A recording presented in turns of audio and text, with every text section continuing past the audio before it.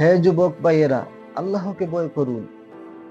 এই ভয়াবহ দিবসের কথা স্মরণ করুন, যেদিন আপনার জীবনের সব সুখ ও আনন্দ বিলাসকে ধূলিসাৎ করে দিবে। সেই দিনের কথা স্মরণ করুন, যেদিন আপনি হবেন নির্জন কবরের একা বাসিন্দা।